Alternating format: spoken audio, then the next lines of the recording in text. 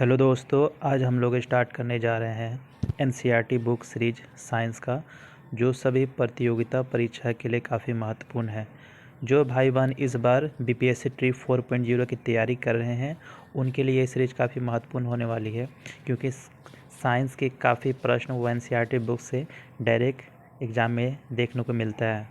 तो दोस्तों, साइंस का आज हम क्लास 6 का बुक शुरू करने जा रहे हैं। अगर हम देखें तो क्लास 6 में टोटल इसमें 16 चैप्टर आपको देखने को मिलेगा। तो पहला चैप्टर जो हमारा है, भोजन कहाँ से आता है। तो हम लोग दोस्तों आज भोजन कहाँ से आता है एनसीईआरटी क्लास 6 का पहला चैप्टर शुरू करते हैं। ठीक है, तो टॉपिक है कि भोजन यह कहाँ से आता है। आज आप अपने घर में क्या खाया था, पता लगाइए कि आपके दोस्त ने आज क्या खाया था। क्या आपने कल और आज एक ही प्रकार का आहार लिया। क्या यह सत्य है कि अलग अलग समय में हम भिन्न भिन्न प्रकार का आहार लेते हैं। दोस्तों, भले ये टॉपिक आपको कहीं कहीं पर एक छोटा सा कहानी के रूप में कुछ पंक्तियाँ मिलेगी, लेकिन एग्ज़ाम में जो क्वेश्चन होता है इसी पंक्तियों से आपको क्वेश्चन 4 ऑप्शन में बना कर देता है। तो इसीलिए किसी चीज़ को छोड़ना नहीं, हम पूरी चीज़ को कवर करेंगे।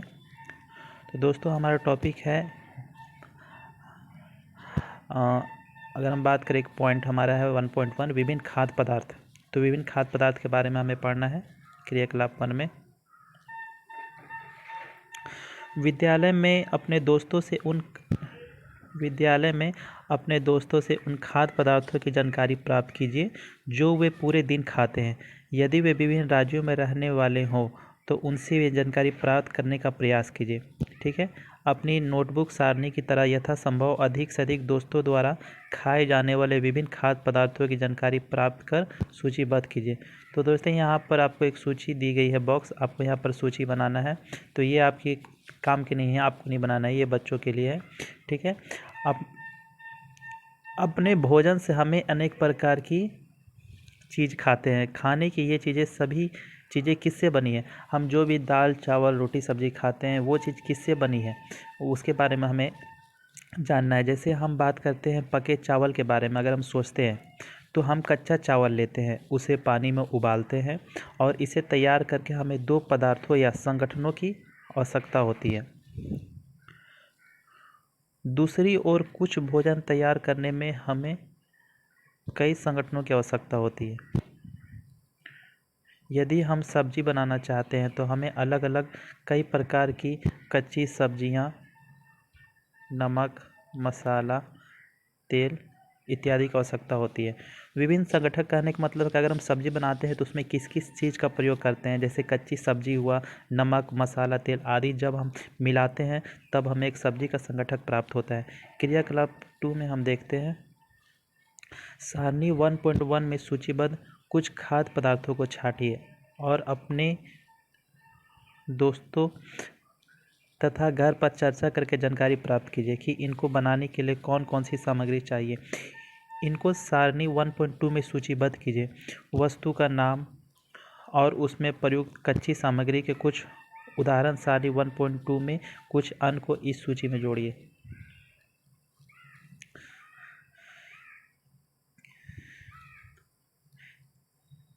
हमने क्या देखा, कक्षा में चर्चा कीजिए कि क्या हम विभिन्न व्यंजनों के कुछ संगठक समान रूप से प्रयुक्त करते हैं। अच्छा, ये संगठक कहाँ से आते हैं। 1.2 खाद्य सामग्री एवं उनके स्रोत। सारणी 1.2 में सूचीबद्ध कुछ कच्ची सामग्री जैसे फल सब्जी के स्रोत अनुमान लगाना हमारे लिए बहुत आसान हो सकता है। यह कहाँ से आते हैं। निश्चित रूप से पौधों से।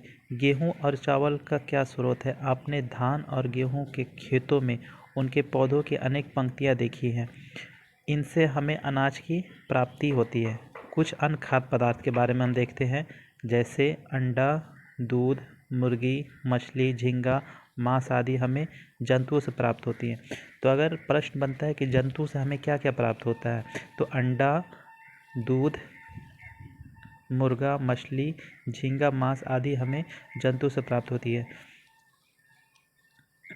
क्रियाकलाप 3 में हम देखते हैं, आइए हम अपनी पूर्व सूचीबद्ध खाद्य पदार्थों और उनके संगठनों के स्रोत जानने का प्रयास करें।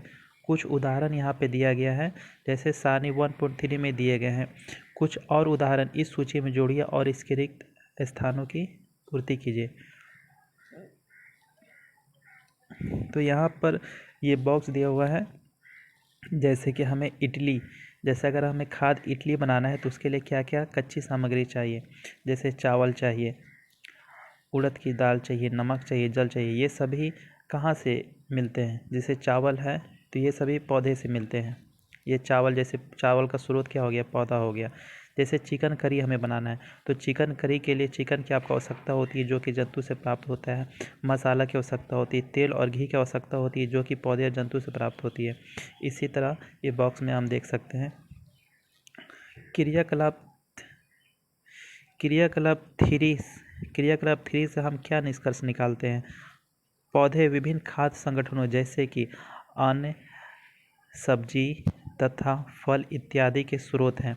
जंतुओं से हमें क्या क्या प्राप्त होता है? तो जंतुओं से हमें दूध, मांस, अंडा तथा जातक उत्पाद प्राप्त होते हैं। गाय, बकरी तथा भैंस दूध देने वाले कुछ समान पशु हैं। ठीक है। दूध है एवं विभिन्न दूध उत्पाद, जैसे कि दूध और इससे क्या बनता है, उसके उत्पाद मतलब कि दूध से क्या बनाया जा सकता है, जैसे कि मक्खन हो गया, क्रीम हो गया, घी हो गया, पनीर, दही का उपयोग संसार के प्रत्येक क्षेत्र में किया जाता है। क्या आप कुछ अन्य जंतुओं के नाम बता सकते हैं जो हमें दूध देते हैं? जैसे कि आप भेड़, बकरी, गाय, भैंस, ऊँट, आप इसका एग्जाम्पल दे सकते हैं। 1.3 भोजन के रूप में पौधे के भाग और जंतु उत्पाद। तो इसमें भोजन के रूप में हम पौधे के किस भाग का प्रयोग करते हैं और जंतु से क्या उत्पाद हमें मिलता है? जैसे पौधे हमारे भोजन का एक प्रमुख स्रोत हैं। हम पौधे के कौन से भाग का उपयोग खाद्य पदार्थ के रूप में करते हैं? हम पत्तियों वाली अनेक सब्जियां खाते हैं। कुछ पौधे के फलों को भोजन के रूप में खाते हैं। कभी हम जड़, कभी तना तो कभी पुष्प भी भोजन के रूप में खाते हैं। कभी आपने सीताफल या जिसको काशी फल के फूल को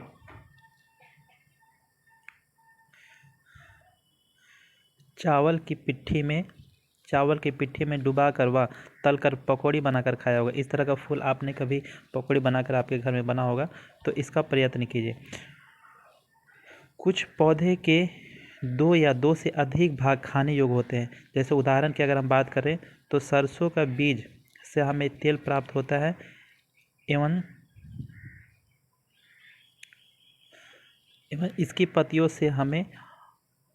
पत्तियों का उपयोग हम साग बनाने के लिए करते हैं। जैसे हम अगर सरसों की बात करते हैं तो सरसों का उपयोग तेल के रूप में भी करते हैं और सरसों का हम साग भी खाते हैं। क्या आप केले के पौधे के विभिन्न भागों के बारे में सोच सकते हैं जिन्हें हम भोजन के रूप में लेते हैं? क्या आप किसी अन्य पौधे के बारे में सोच सकते हैं जिसके 2 या 2 से अधिक भाग खाए जा सकते हैं? जैसे आप और किसी चीज़ को आप चुन सकते हैं। क्रियाकलाप 4।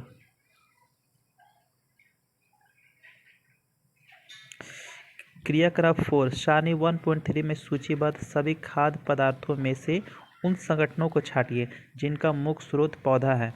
ये पौधे के किन भाग से प्राप्त होते हैं? इन खाद्य पदार्थों और पौधे के भागों को सारणी 1.4 के अनुसार सूचीबद्ध कीजिए। तो यहाँ पर एक बॉक्स दिया हुआ है, जैसे कि बैगन का भरता। तो बैगन का भरता क्या होता है, ये किससे प्राप्त होता है, इसका संगठक स्रोत क्या है, हमें ये छांटना है।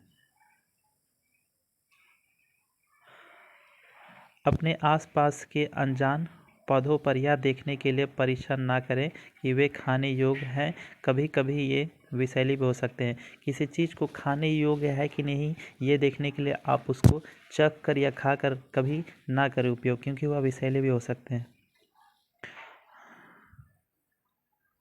क्रियाकलाप 5, मूंग अथवा चने के कुछ सूखे बीज लीजिए। अब इनमें से कुछ बीजों को जल से भरे एक पात्र में डाल दीजिए तथा 1 दिन के लिए छोड़ दीजिए। अगले दिन जल को पूरी तरह से निकाल दें और बीजों को गिलास में रहने दें। उन्हें एक गीले कपड़े में लपेटकर एक ओर रख दीजिए। अब क्या आप बीजों में कुछ और परिवर्तन देखेंगे? क्या एक छोटी सी सफ़ेद संरचना बीज से बाहर निकलती है? यदि हाँ, तो बीज अंकुरित हो गई है। अब यहाँ पे एक शब्द अंकुरित हुआ है। तो अंकुरित क्या है कि जैसे आप चना हुआ या मूंग हो गया, जब उसको पानी में डालते हैं तो उसमें से एक सफ़ेद पदार्थ बाहर आता है, तो इसका मतलब है कि बीज में अंकुरन हो चुका है। यदि नहीं तो बीजों को पानी में धोएं, पानी निकाल दें और गीले कपड़े में ढककर अगले दिन के लिए उन्हें छोड़ दें। क्या उस दिन आपको बीज से बाहर निकलता हुआ एक छोटा सा अंकुर दिखाई देता है?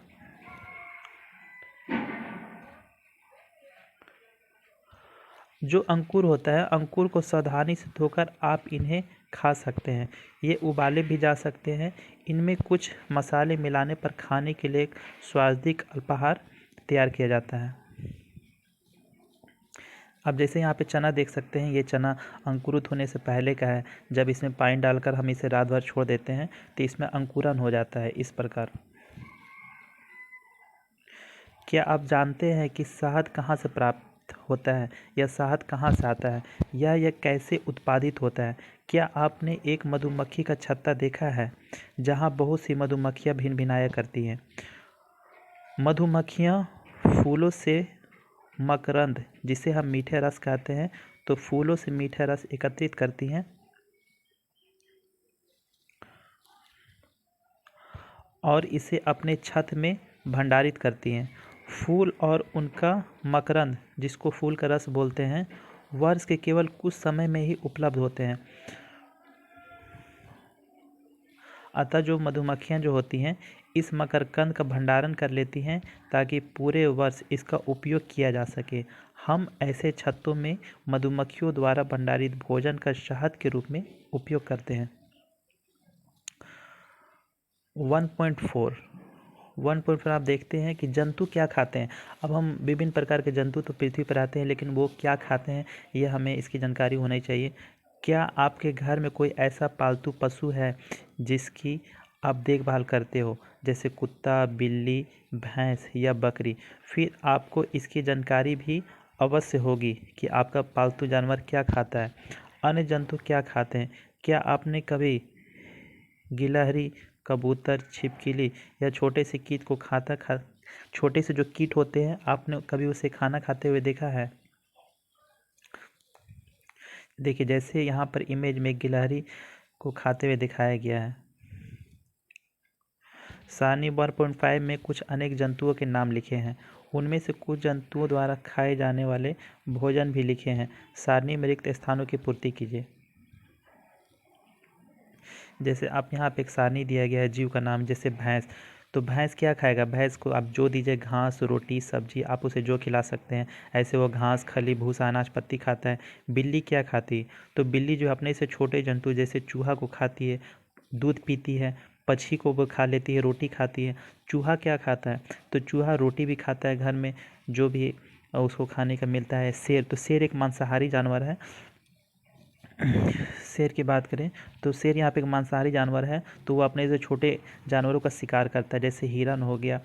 बाघ भी एक मांसाहारी जानवर है। मकड़ी क्या खाती है? तो मकड़ी छोटे छोटे कीट को अपने जाला में फंसा कर खाती है। छिपकली भी छोटे छोटे कीट को खाता है। और गाय क्या खाती है? गाय घास, खली, भूसा, अनाज, पत्तियों को खाती है। अगर हम क्रियाकलाप 7 को देखते हैं तो फिर से सारणी 1.5 को ध्यान से देखिए और इसके जंतुओं को 3 वर्गों में विभाजित कीजिए। पहला वर्ग में केवल उन जंतुओं का नाम लिखिए जो केवल और पादप उत्पाद खाते हैं। जैसे पादप मतलब पेड़ पौधा जो खाते हैं, इन्हें हम क्या कहते हैं? तो इन्हें हम शाकाहारी जंतु कहते हैं। यहाँ कुछ जंतु ऐसे हैं जो दूसरे प्राणियों को खाते हैं, इन्हें दूसरे वर्ग में रखते हैं, और इन जंतुओं को मांसाहारी जंतु कहते हैं। क्या आप कुछ ऐसे जंतुओं को जानते हैं जिनका भोजन पौधा और जंतु दोनों ही होते हैं? इन्हें तीसरे वर्ग में रखिए और इन्हें सर्वाहारी जंतु कहते हैं। अब आप इन सारणी में 1.6 अनुसार 3 अलग अलग वर्गों को लिखिए। तो अगर हम देखेंगे तो 3 प्रकार के जंतु होते हैं। एक शाकाहारी जंतु होते हैं जो पेड़ पौधा को खाते हैं, एक मांसाहारी जंतु होते हैं जो अपने से छोटे जंतुओं को शिकार करके खाते हैं, एक सर्वाहारी होते हैं जो सब्जी पेड़ पौधा सब्जी या फिर मांस दोनों खाते हैं। जैसे यहाँ पर गाय, यहाँ पे क्या हो गया, तो गाय अगर बात करते हैं तो गाय जो है वो शाकाहारी है। शेर क्या है, शेर मांसाहारी। और कौवा क्या है, तो कौवा जो है रोटी भी खाता है, मांस भी खाता है, तो कौवा एक प्रकार का क्या हो गया, कौवा एक प्रकार का सर्वाहारी हो गया। जैसे यहाँ पर है कि पहेली, इस लड़की का नाम है पहेली, जानना चाहती है कि सारणी 1.6 को भरते समय मनुष्य को आप किस वर्ग में रखेंगे। चूँकि मनुष्य जो होता है वो सभी प्रकार का चीज़ खाता है, इसलिए मनुष्य जो है वो सर्वाहारी के अंतर्गत आएगा। हम जानते हैं कि हमसे बहुत से लोग ऐसे हैं जिन्हें पर्याप्त भोजन नहीं मिलता। हमें ऐसे उपाय खोजने की आवश्यकता है जिनके द्वारा देश में अधिक खाद्य उत्पादन किया जा सके। यह पर्याप्त नहीं होगा, बल्कि हमें ऐसे भी उपाय खोजने चाहिए जिनसे यह सुनिश्चित हो कि यह भोजन हम में से प्रत्येक को आसानी से उपलब्ध हो सके।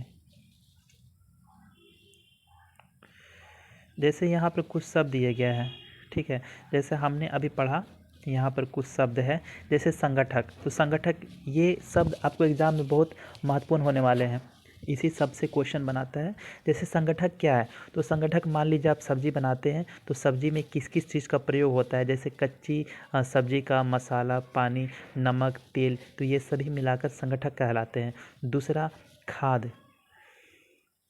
खाद किसे कहते हैं, जो भी खाने की वस्तुएं जो होती हैं उन्हें खाद कहा जाता है। तीसरा है मकरकंद।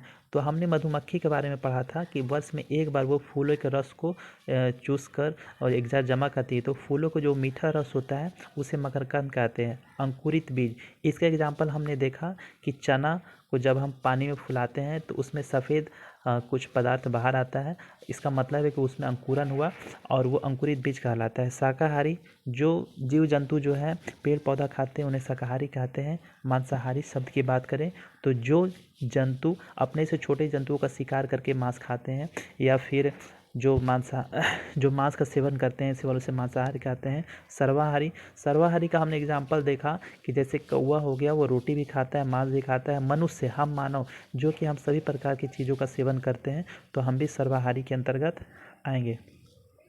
कुछ सारांश है, ये इम्पोर्टेंट है दोस्तों।